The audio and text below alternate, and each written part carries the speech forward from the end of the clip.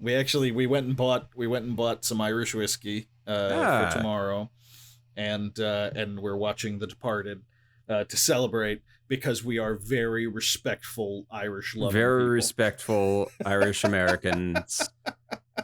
I'm not a cop. We respect the Irish. We're no fucking cops. We're no fucking cops.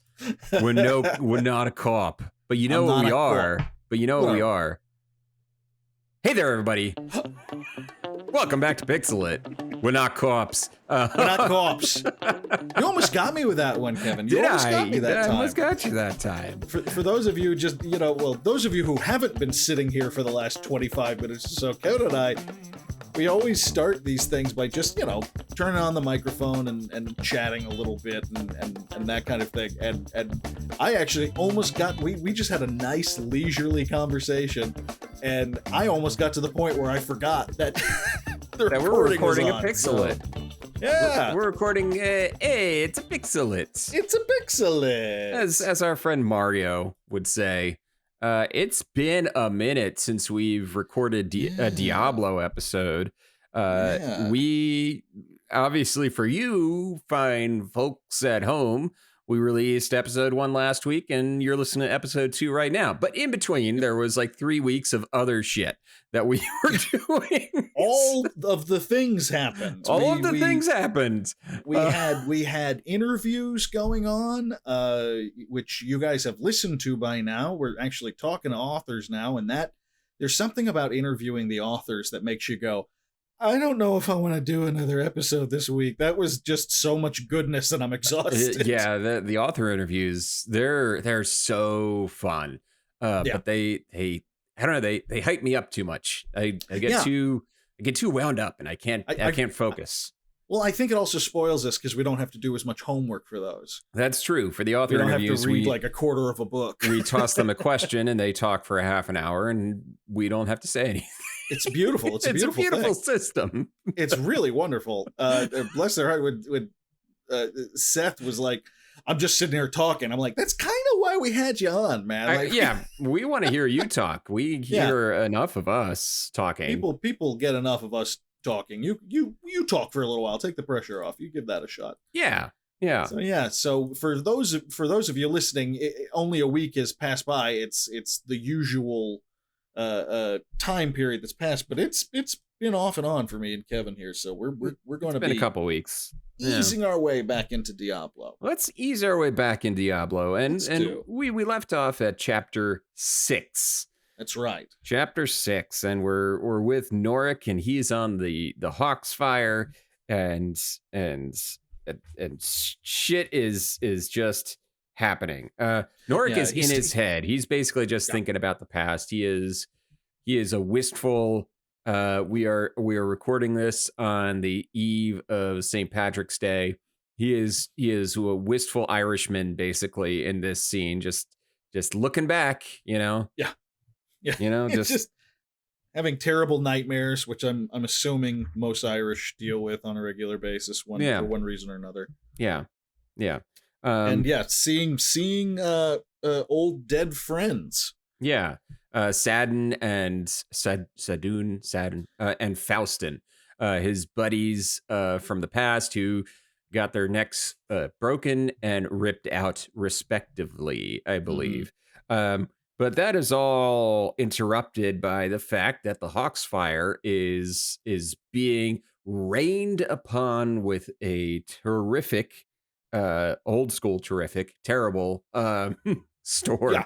Just a classic sea shanty from hell kind of situation. The mast it's coming down. It's like being held together by, the occasional one sailor who can, just push at it like that's doing any goddamn difference. It isn't. It is not good. The crew, by the way, is not exactly thrilled about. They seem to know that something's wrong with Norrec. So like Costco, the captain of the ship, basically anytime Norrec sticks his head out, Costco's like, get back inside. Get out of here. We don't cursed. We don't want you here. We don't want you here. Get out of here, you punk. And Costco's right. He is correct that Norrec is cursed, But in this situation, it turns out that that's probably a good thing for most of them. Yeah, yeah. So the gauntlets decide to basically summon some like creatures, they're slug-y type things that kind of like slither down the mast, the cracks of the mast, Yeah. and their trails of slime fill in the cracks and harden the mast.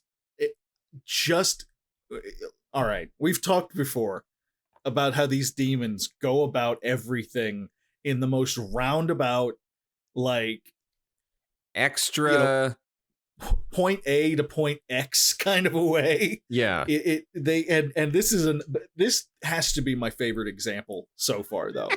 Like, this guy could have, the author could have, Richard Knack could have said, all right, you want demons to like fix the mask? Sure, fine. Then maybe you get like some demon to hold on to it, or Right. an octopus tentacle to spin around it and it's healed. No, you get giant, horrifying sea slugs that their mucus like slides in between the cracks and hardens and just cements.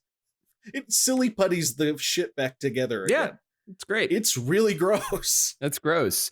Yeah, Richard Knack has a way with just picking these really weird demon formations to solve the problem. If you recall last week, there was the cavalcade of demons that paraded out just to cook some rabbit.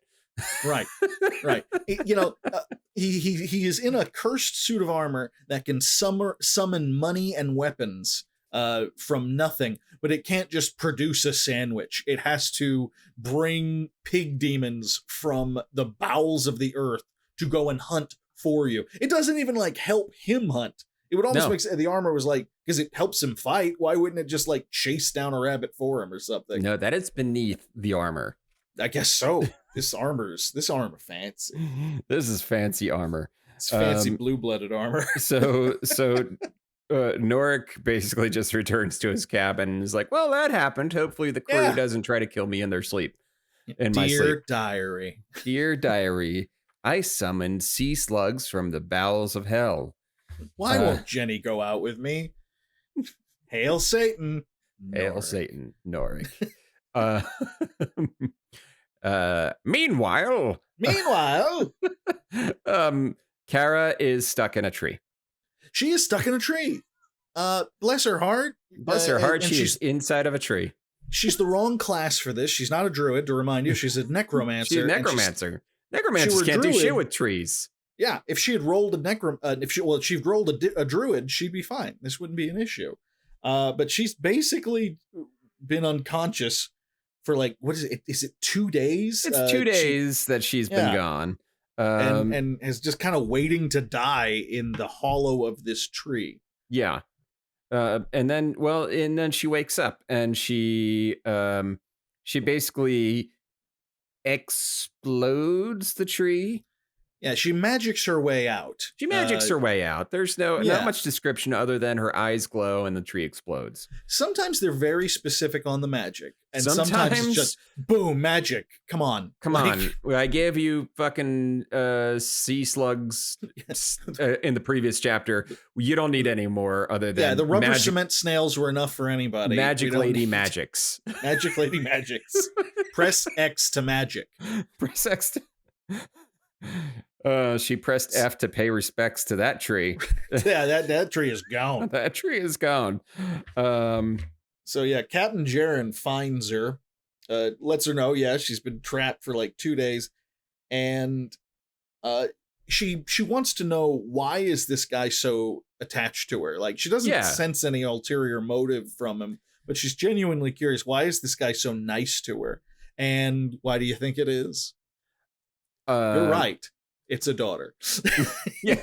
You remind me of me daughter. Yarr, you remind me of my own lass. That's exactly it. That's literally word for word. Word for word, voice for voice. Voice for voice. She reminds him of his daughter, who a while back, he had just moved. A fun story. He had just moved to town with his daughter. And life is good. it's just him and his daughter. Things are great. And then his daughter goes missing. Womp womp. Oh, sure. He and a search party goes out, can't find her. Days pass. And then he hears his daughter calling out in his sleep, which is never a thing. That's that, just, yeah. That almost never So he works out. follows the voice, wakes up, follows the voice, and wouldn't you know it, his daughter is a vampire. Yeah. And he kills his own daughter with his sword, because his captain's sword is not only is it a weapon, it's ceremonial, so it's clad in silver, so it's able to just slice right through his daughter and end her demonic afterlife, so to speak. And he's a big old sad captain about that. Yeah, because he had to kill his daughter, and that's not something you generally just limp away from. That's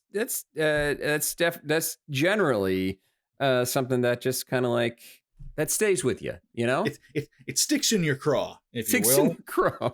You killing, and no one forgets killing their first daughter. No one forgets that. And man. it is craw, and that's not a craw that you can put into a boil. No. This is not crawdads. No, not a dad, not a craw mom. Not a craw mom. This is a craw daughter. Not even a craw uncle. we might be a little rusty. It's the craw. Anyway, stepdad. Anyway, they move on. They basically talk about, she's like, well, we got to get to the place. We got to get to Luke Lane. And because they figure out that there was only one ship that departed in between her abduction and her exploding and exiting a tree. And that was the Hawksfire. Yes. And then he's like, he does that knowing nod thing where he's like, oh, I might know a captain. Yarr. Oh, yes. It's like, I might know one. I might know one. He might do me a favor or two.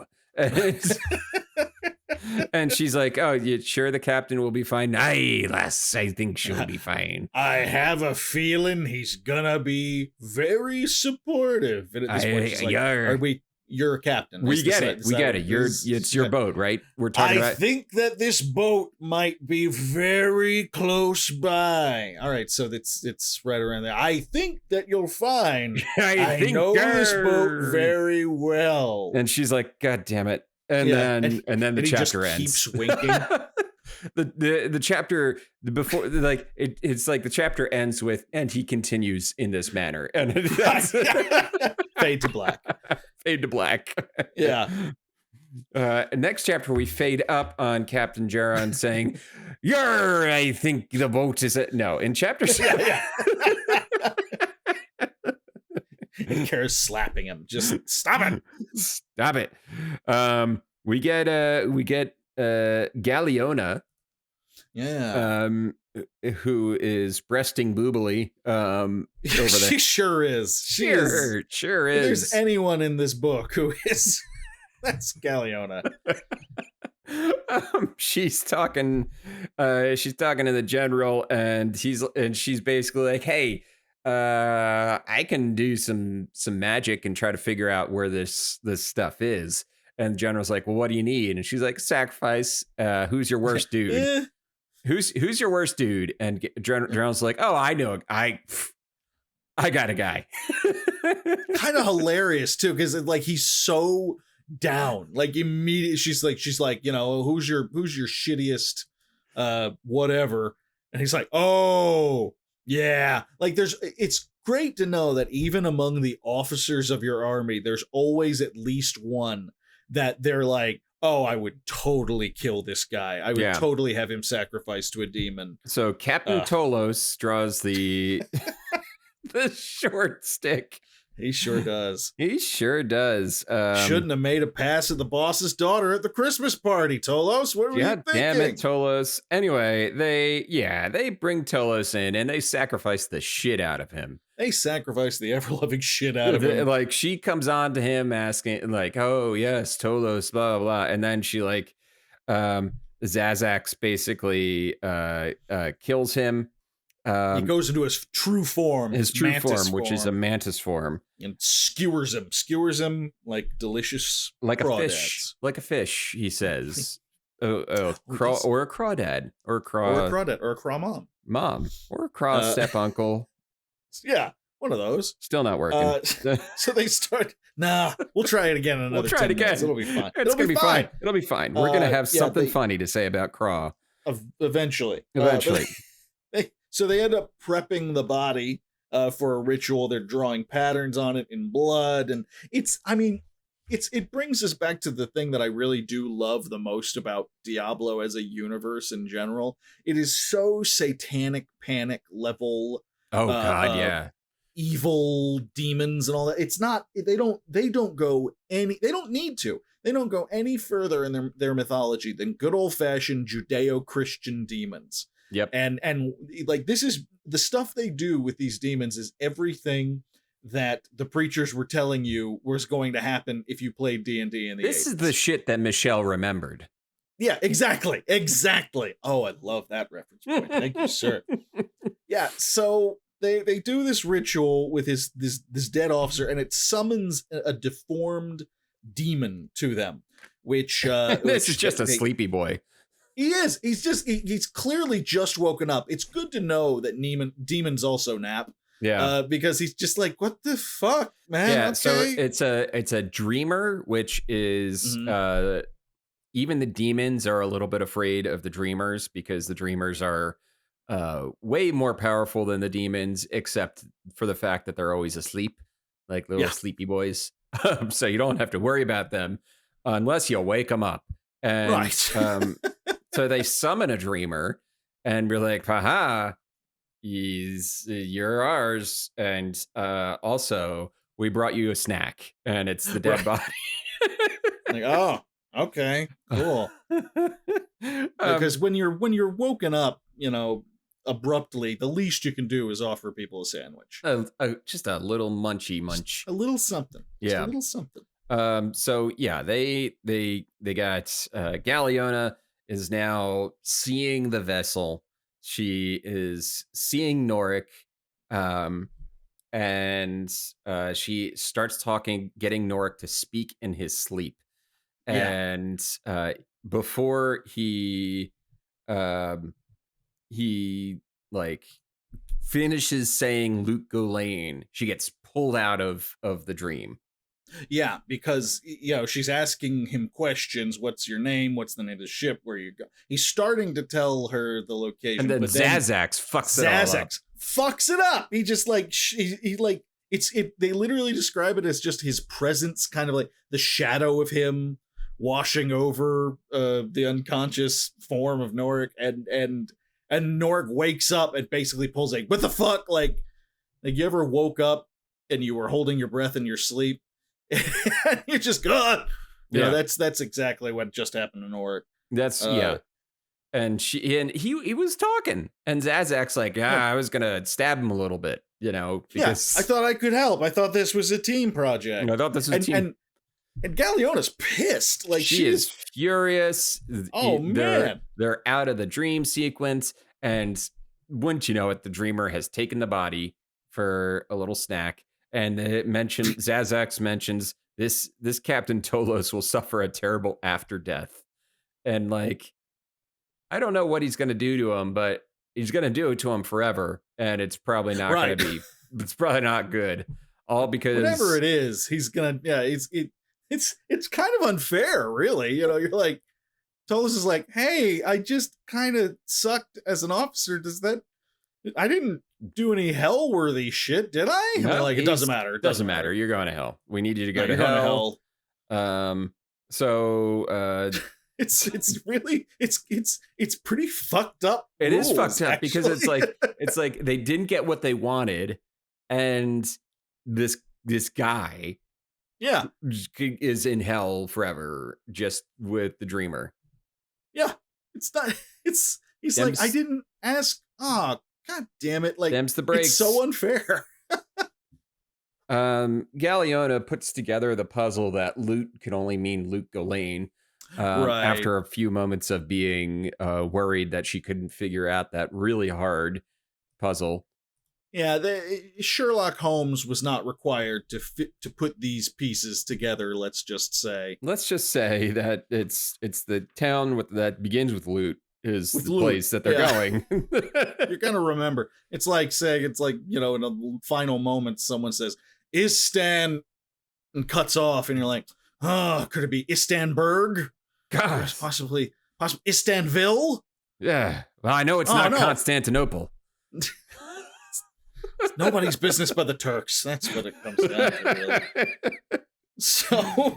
So this is good news that it's Luke Ghislaine in particular, because she knows that the general wants both the armor and that city. Like, it's pretty clear that he wants this both. Is a good twofer right here. Yes. But she knows, and it's even better for her, because she knows that it's not likely that he's going to survive an attack on Luke Ghislaine. No. It is like the city. It is a giant, well-protected metropolis. And so she's like, okay, cool. We're going to get the armor location. We'll basically get an escort inside the city. And this guy, I don't have to fuck this guy anymore. Yeah. Win-win-win. Win-win-win. It's how all many, wins. How many ladies can we not relate? Are you with me, ladies? Are you with him? Come on. Please say you're with me. Hold on.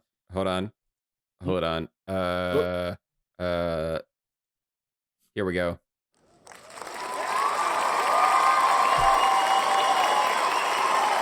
There it is. Feminist of the year. It's coming back at for a sec. Oh, it's even louder now. I was about to leave, and then I decided to come back. I've ally of the year, Phil Keeling. So Galliona leaves Zazax alone, which always seems like a bad idea, really.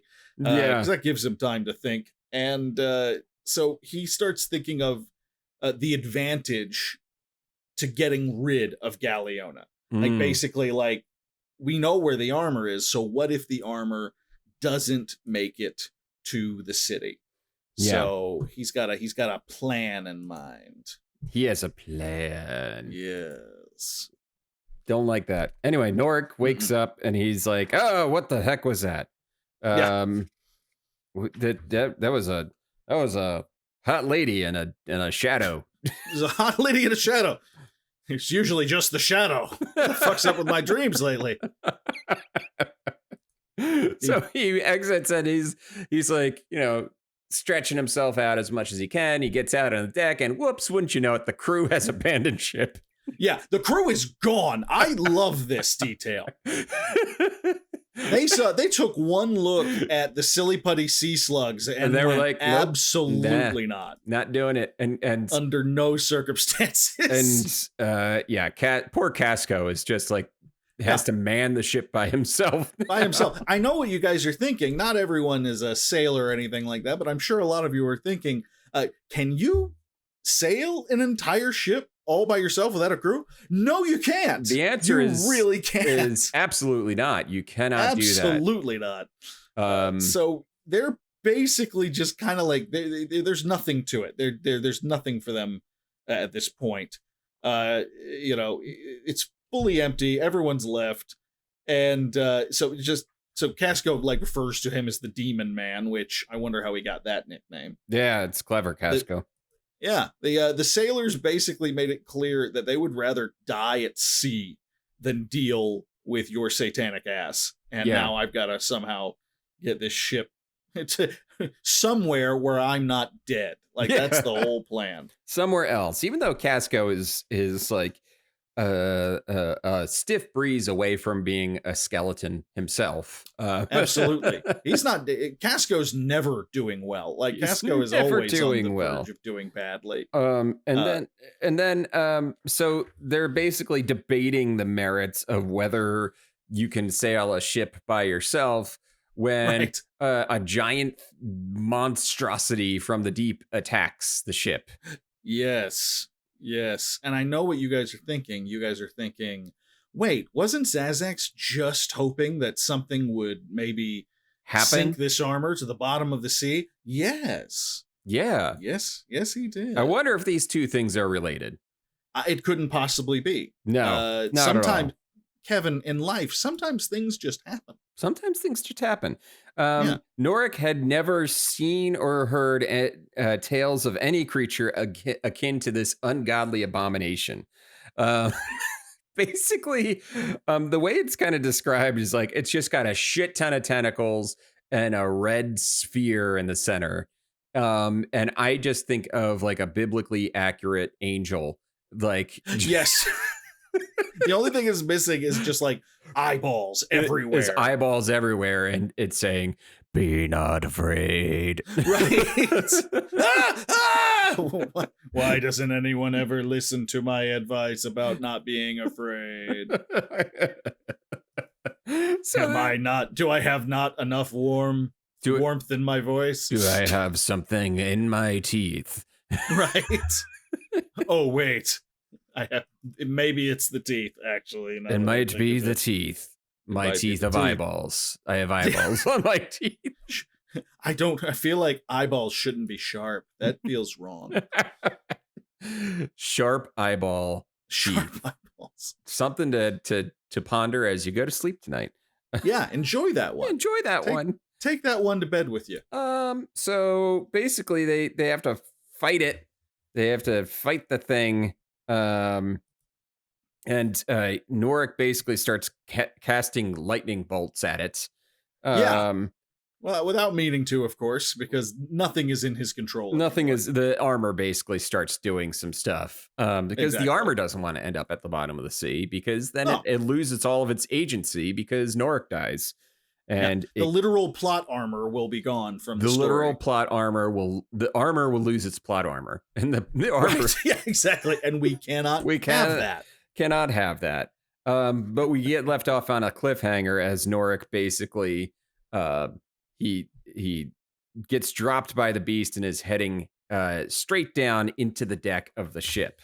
Does he bring it down first? Like, does it yes, it's dead. The horrific behemoth shattered. He struck it in the eye with lightning.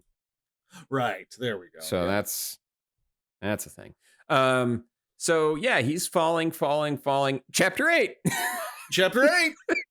8's great. Hope you liked that one. On to the next one. And then we get our good friend Captain Jeronin starting this. And he's like, looks like a lifeboat off in the distance.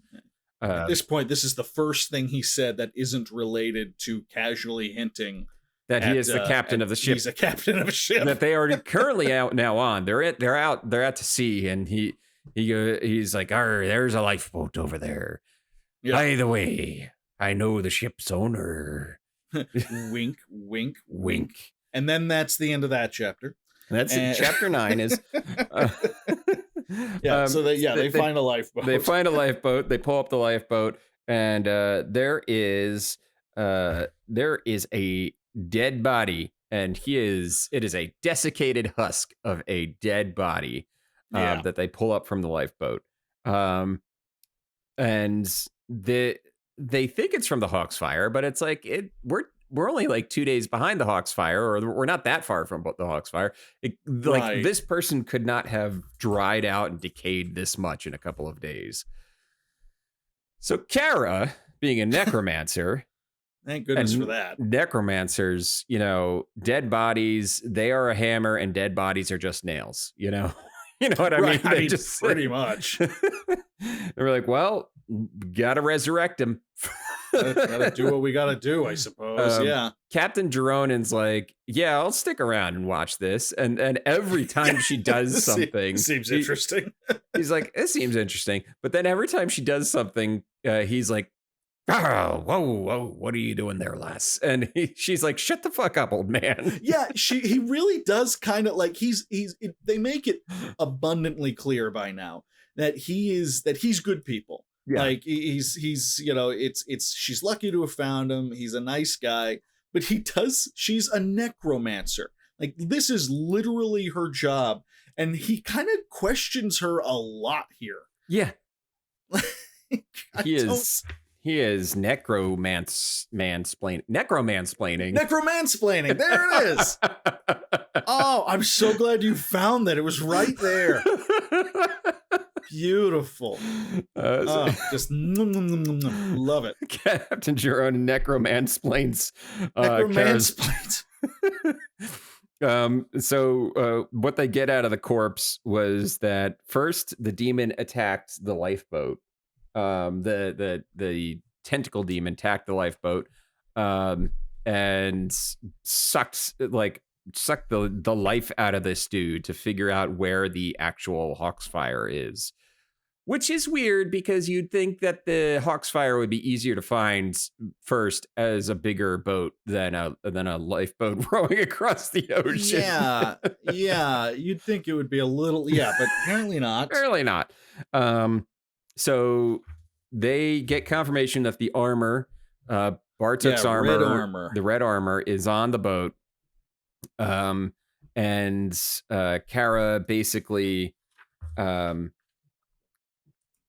gets into the last living moments of this guy. She basically does the Oberdin. See, basically Memento Mori. Yes. She does the Memento Mori, and she's trying to Oberdin this scene. Yeah, with and she Oberdins this with about a quarter as much equal parts frustration and awe as the time I played through Oberdin. I swear to God, I don't know if you guys have played Oberdin, but I've never played a game that I absolutely adored and was fascinated by and hated in such equal passion. And it was not, and I wasn't even hating Oberdin, if I'm being honest. I hated myself. It was so much tougher than it should have been. It was by design. It was meant. It's just a hard fucking game. It is a hard game, and Kara plays it really quickly in this scene. She plays it real quick. Yeah. And she figures out what happens to the crew and all that stuff. And the guy's name that she is Oberdining is Kalkos. And once they get their answer, she hands the body over to Geronen to give him a proper burial at sea. Because this guy earned it. Yeah. Oh, to say the very least. To say the very least. He's seen some shit. Killed by a demon, then resurrected briefly by a necromancer. Give that guy a nice burial. Yeah, to say the very least, he's earned it. Yeah. The next section, we're back with Galeona, and she shouts Zazax as if she is Skeletor shouting for one of her henchmen. It's like the scene in Braveheart where Robert the Bruce realizes his father has like betrayed him, and he opens up the tower and just screams "Father!" up the. Is that just my reference? Okay, that's fine. That one was for me. Sometimes you just do it for yourself. Sometimes you do it for yourself. Yeah. God damn it! I love that movie. Yeah. So she is it is not a good thing to not know where Zazax is. Basically. No, you do not want to know where Zazax is at any given time. It's problematic for Zazax to be missing. If he's missing, something's wrong. Something bad has almost certainly happened. So it's not so great. So she opens a chest. It is, and it is basically a chest of holding. Yeah. And I didn't get a clear. Do they hide from us like basically what's inside, or did I just miss something? I feel like I missed something. I think it's just she packs everything into this chest, and Okay. it's just she's doing that, and Zazax finally slinks back into the tent, and And he's suspiciously quiet. Yeah, he is suspiciously quiet, and she's like, what has gotten into you, buddy?" Right. And She might as well say that word for word. What has gotten into you, buddy? "Hey, buddy, what's in your mouth? What's in your mouth?" Hey, buddy, what you doing? Get out! Let go! Let go! Let go! So Zazax is in a bad mood, clearly, because his what Galeona doesn't know is that his little tentacle monster ploy did not work. No, he is not thrilled. He is pissed off. And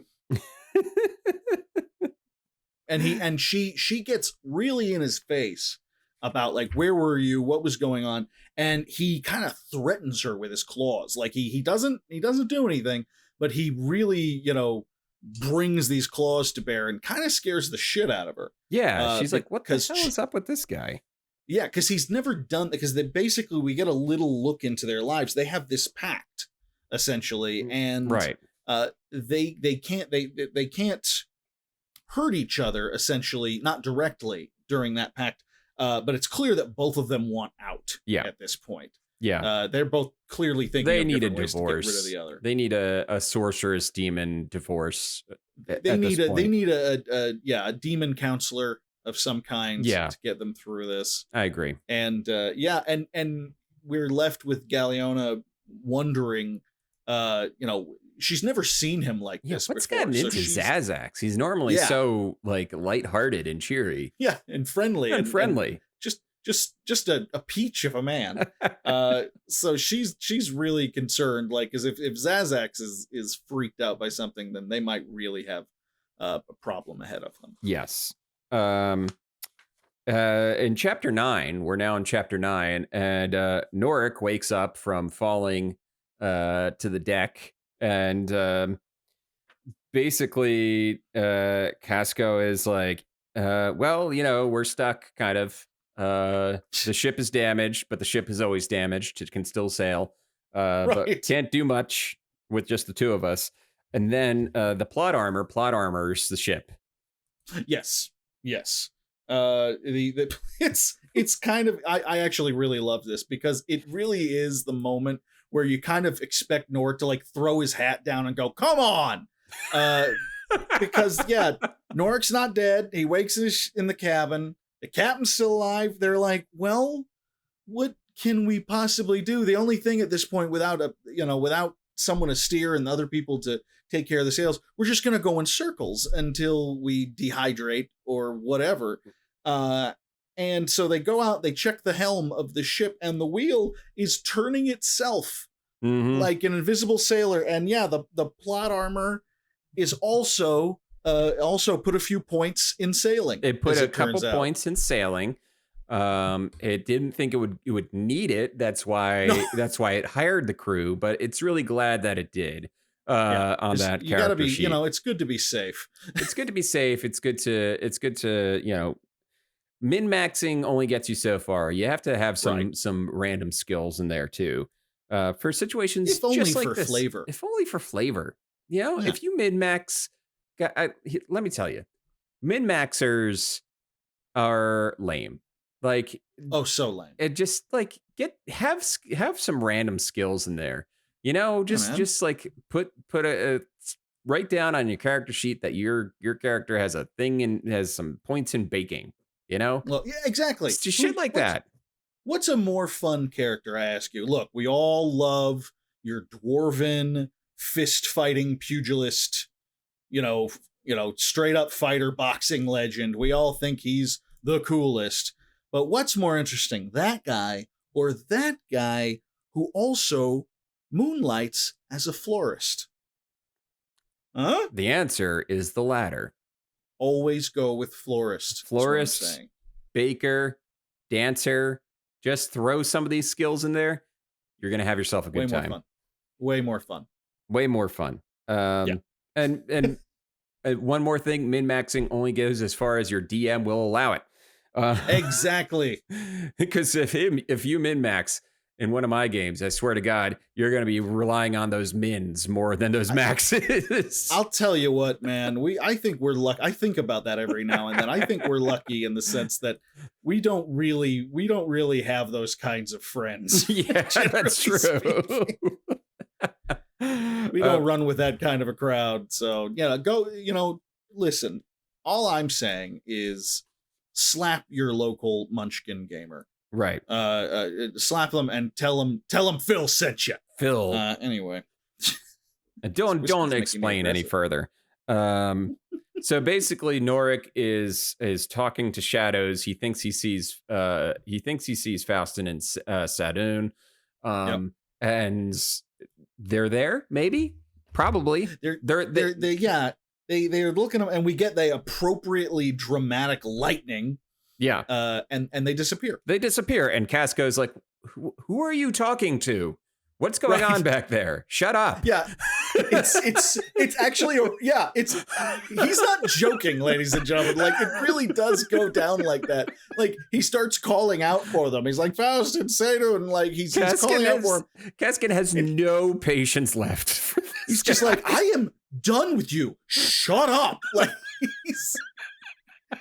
it's when we first meet Casco, he's this scummy pirate, smuggler piece of shit dude. But by now, it's just like, oh no, I'm on his side 100%. There's no getting around it. He doesn't deserve this. He's having a very bad week. So Norrec asks him, he doesn't want to go as near his cabin now at this point. He's kind of freaked out. And so he says, is there downstairs? That's where the sailors were sleeping at one point, right? And Casco's like, yeah. He says, all right, I think I'm going to sleep down there instead. So he just abandons his cabin because it's haunted, apparently. And heads down to the crew's bunks. And in the final moments there, as he heads down, he starts to wonder, because in the moment that he saw the figures, the visions of his dead friends, right, he had almost convinced himself that this was just his imagination. But then he remembers that the gauntlets on his armor glowed when they appeared. So he's basically got a bit of a hint here that this might not be all in his head. Yep.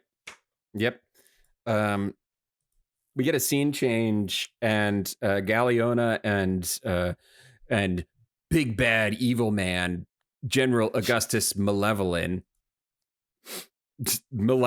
I can't get enough of that name. I'm never gonna get over that name. It just, that is a perfect name for a book with the subtitle Legacy of Blood.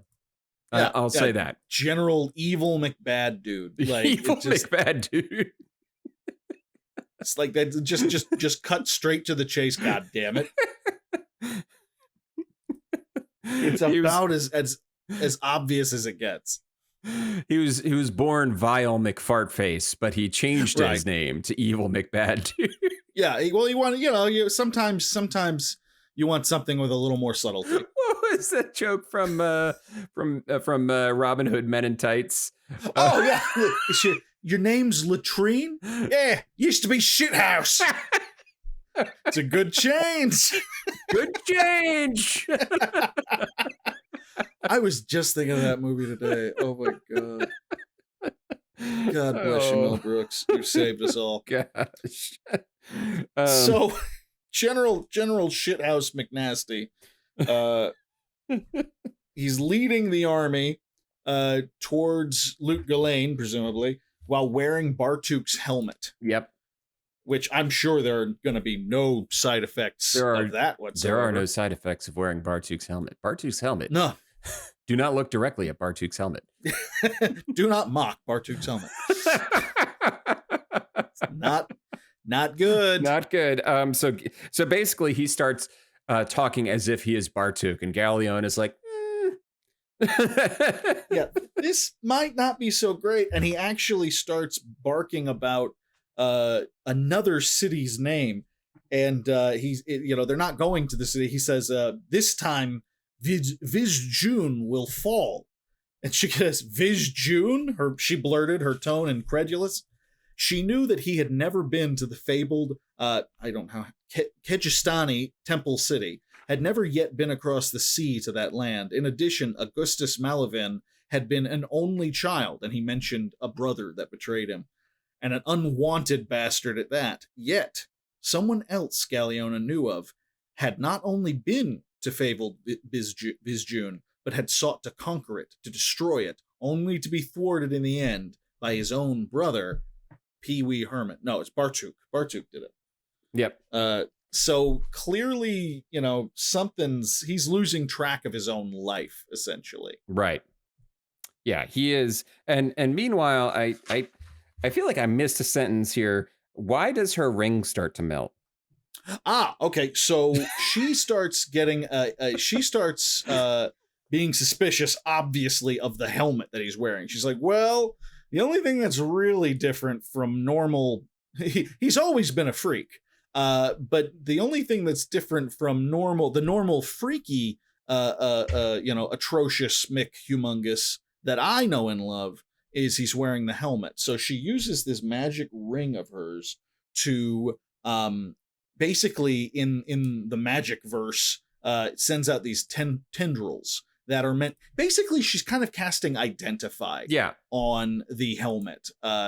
She assumes it's a cursed armor piece and she's trying to cast Identify. However, the helmet has like this built-in security system essentially that, like, for all intents and purposes, swats her tendrils away and locates her ring and melts it. Like her ring. Yeah, the ring is melted down to slag, and the gem that she'd been using, which is clearly the magical part of the ring, basically just goes black and burns out. So there's a security system built into this cursed armor piece. And so she's got a real sense of like, oh, fuck. Bartuk might be trying to come back from the dead. Yeah, here. Bartuk is like, everybody has these designs on this armor, and nobody's asking what Bartuk wants. No. That's where they go wrong, my friend. You gotta ask, what about Bartuk? Galeona says, I consent. Malevolent says, I consent. Isn't there somebody you're forgetting to ask? Right. What are you thinking? Little selfish, little self-involved here. And Bartuk's like, no one's gonna forget about Bartuk. I'll melt your nicest ring and you'll never forget me. So yeah, it's shit's getting real. Shit is getting real. Yeah, it's starting to look like Galeona might be actually realizing, oh, I might not be able to be fully in control of this whole situation. Yeah. Meanwhile, over in chapter 10. Over in chapter 10. Yeah. All the way over there. All the way over there in the sea. The King's Shield enter the storm late into its 5th day out to get cool. So basically the King's Shield is being we need an entire audio track of you just reading the entire book in that voice. We'll need a lot of water. Kara had hoped that the foul weather would break it up before they confronted it. So they ran into the same storm that the Hawksfire basically had to deal with. And Kara is just kind of like hanging out on the deck, and everybody's just like, you should not be up on the deck during a storm. And she's like, I'm fine. Yeah, I'm Kara. I'm the protagonist. Nothing's going to happen to me right now. I'm literally the only person here that's like has even a semblance of being a good guy. So yeah, I'm the only hero at the moment. So I think I'm fine. So I think I'll be all right. I think I'll be A-okay. There's a really interesting part here where I think the thing Richard Knack is doing really, really well in this is the expository information on the religion and the world around us. He doesn't give us like giant blocks of text related to this stuff, he drip feeds it, and he's doing it very effectively. And we get a little look into the general idea on what a necromancer is supposed to, how they're supposed to live their lives. Right. And she's starting to realize that, like, her fear of, because she's looking out for the Leviathan that she saw Right. In her spell, you know, she's trying to keep an eye out for that kind of shit. Not aware that it's been destroyed. Right. She has no idea. So she's keeping an eye out for this thing, and she surprises herself because she realizes she's kind of afraid to die. At this point, she doesn't, or she wants to live more than anything, really, and that kind of disturbs her, because her whole thing as a necromancer and as a servant of Rathma is that they recognize that death is just a part of life.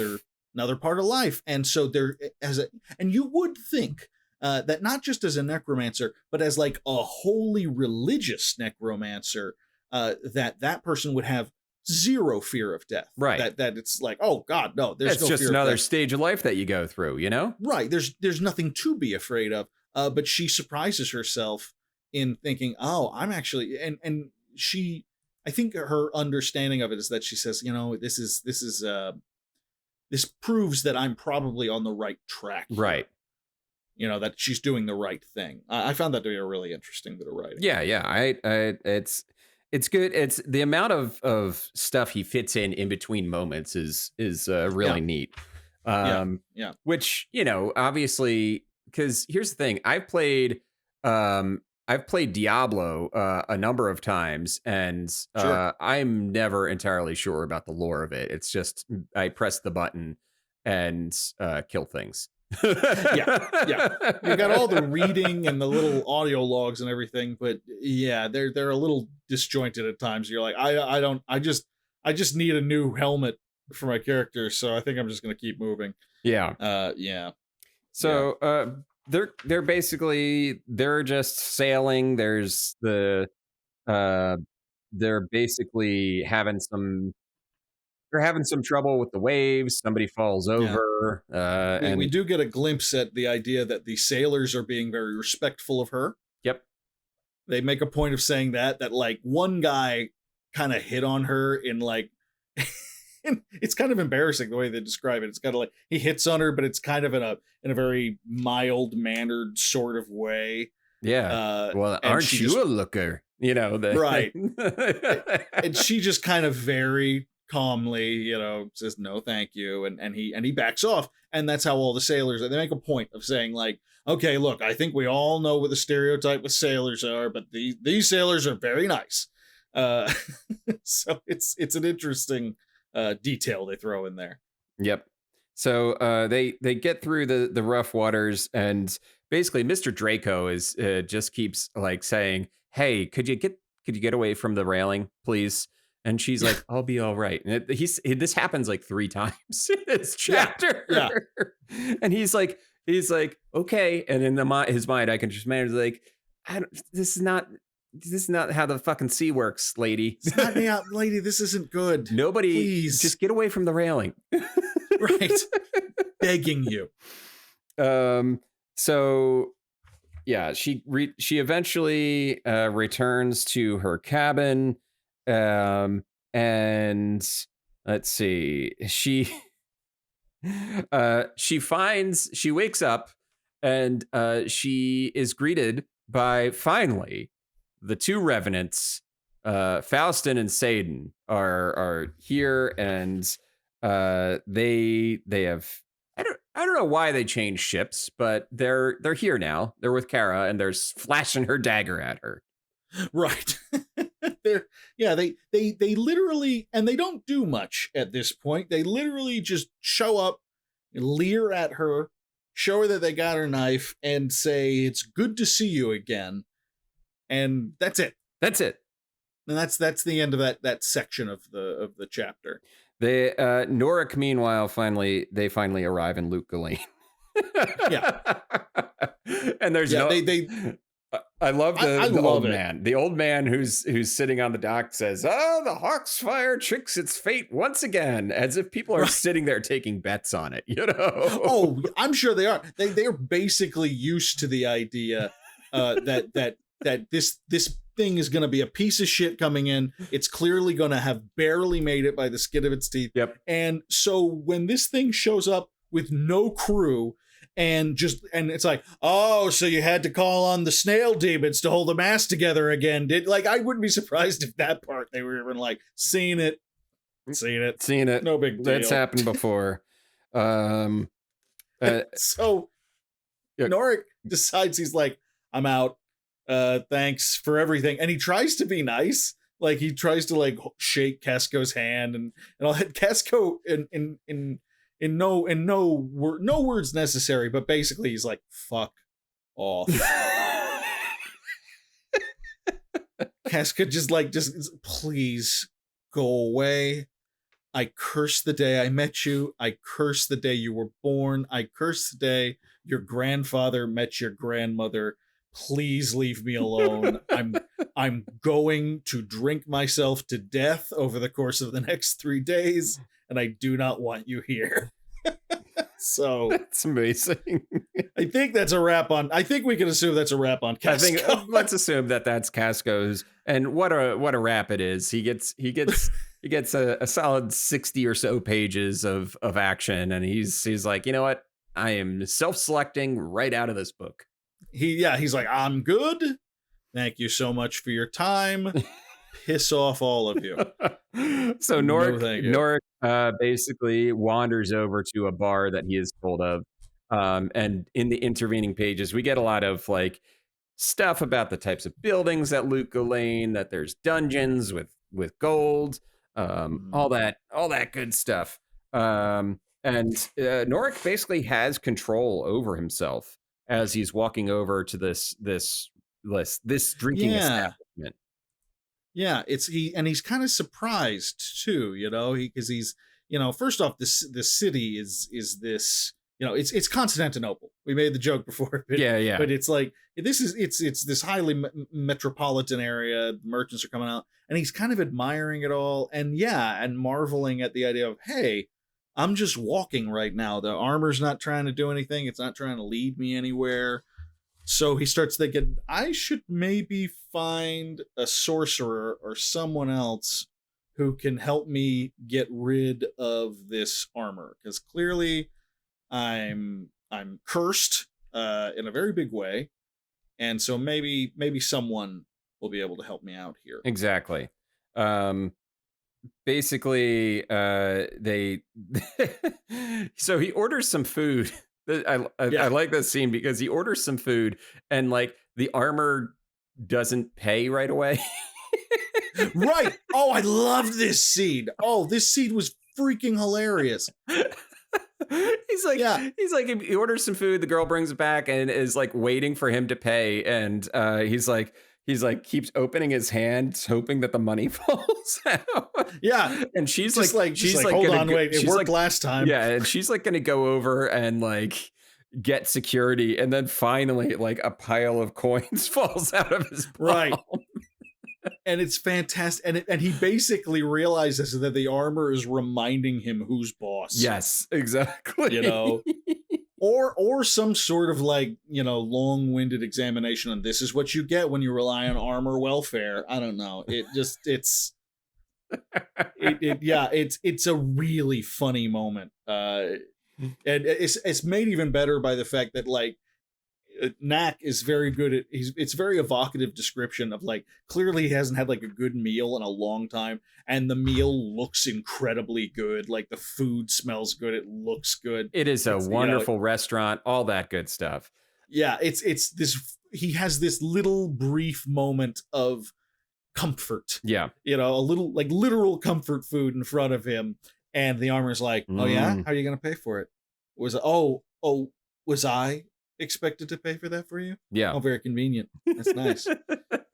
So after that, and this is hilarious because this is, maybe I'm reading too much into it, but before he was talking about needing a sorcerer, and then after the armor basically fucks with him, he's eating his food and thinking, actually, maybe I need a priest. Starts speculating on maybe a holy man is what I need.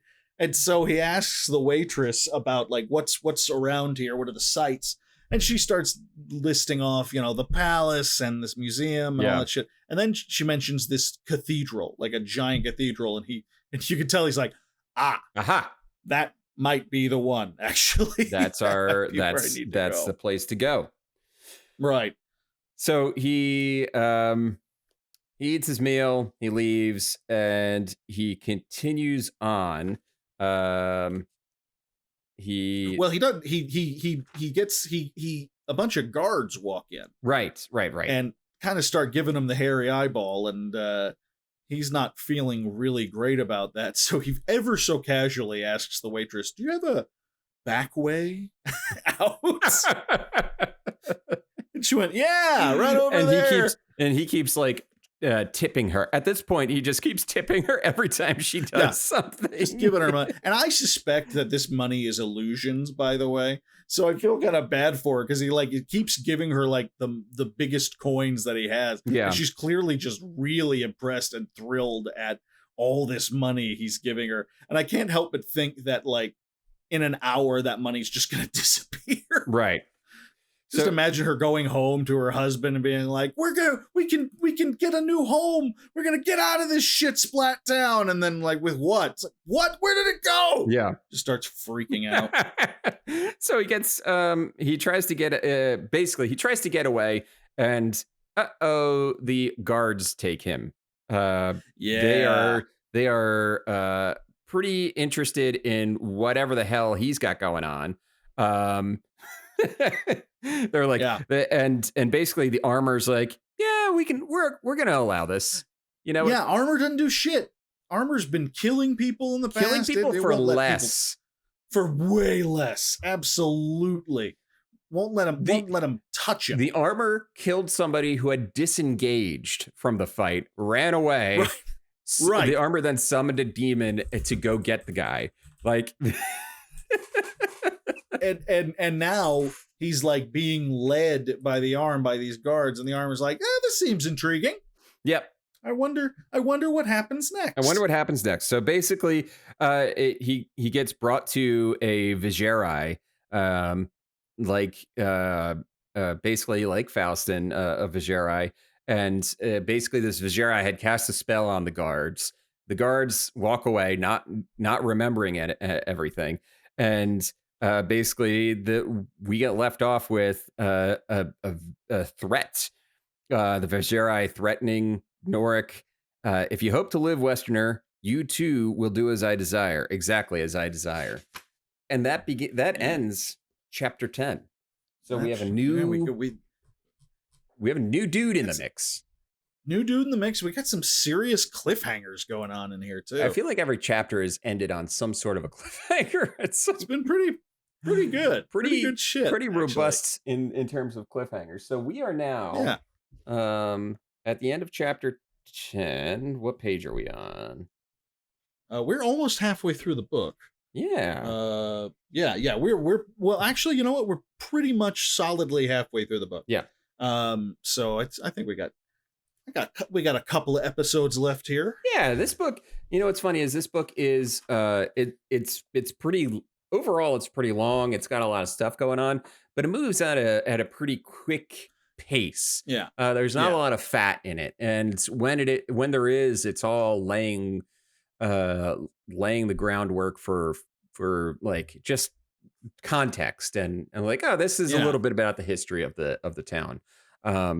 So you get a little bit of that flavor. A little bit of that flavor, because you don't want it totally lean. You need a little fat. No. That's my writing advice. Is you don't want to trim all of the fat. You need to keep some of the fat for flavoring. Exactly. There it is. That's Damn it, Kevin. You did it again. So what do you think so far? How do you we're about halfway point. What are you thinking? I like it. I like it so far. I think it has a lot of threads. And I think I said this last episode.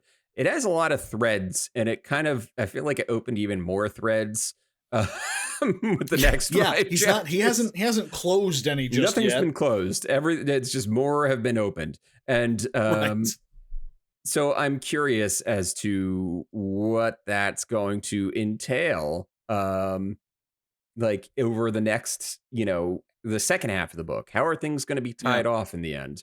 I imagine it's going to be relatively easy to do so because he has done the right thing and everybody is going to one spot. So there's no... They all want the same They thing, all want the same MacGuffin, and they are all headed to the same location.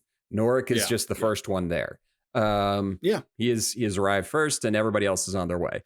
So I have a feeling that we're probably going to get some big bad showdowns in the second half of the book, and I'm excited to see how it turns out. Yeah, I feel the same way. I feel like we've been on the roller coaster ticking up and up. It's still going up. There's been a couple of like little dips, but we still have not hit the big drop yet. So I'm excited. Yeah, me too, because it's all been laid out really pretty. It's all been laid out in a really solid way. So we're gonna see how well it all ties up, how well he sews it all up in the end. So I'm looking forward to that. So that'll do it for this episode. If you have the social media wherewithal to do so, yes, come on over to our Twitter account. Hit that follow button at PixelLit Pod. Pick a few of our tweets, retweet them for your friends. In fact, sometimes you can share tweets to text some tweets to some of our tweets to your friends, because I'm sure people appreciate that out of context. Just don't offer any explanation. No explanation. Just pick a few of our tweets, send it out there. Send it out, baby. If you're listening to us on Apple iTunes, go ahead and rate us 5 stars. Lead us and type us a little review. In the future, we'll probably be reading some of those reviews that people. I think that's a great idea. Let's start reading them. That'd be a fun way to so give us a 5-star review. Read it, and we'll read it on a future episode. That's something to look forward to, right? Over on Spotify, go ahead and rate us 5 stars as well. And just remember to subscribe to us on your podcast platform of choice. Check out our website, pixellitpod.com. There you'll find a link to our Discord, where you can join in on conversations about episodes. And I think that's about it. You can follow our Instagram, PixelLitPod. We got stuff on there. It's good stuff. It is good stuff. And I think that'll wrap us up. What say you, Phil? Yeah. All right. Well, we love you. We love you. We love you so much. Have a good night, everybody. Bye.